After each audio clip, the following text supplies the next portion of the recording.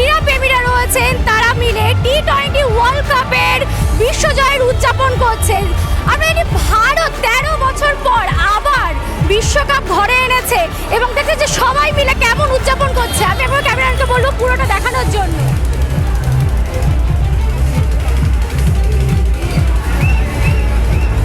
আপনারা দেখতে পাচ্ছেন ছোট ছোট বাচ্চারাও পর্যন্ত চলে গেছে পতাকা হাতে করে নিয়ে।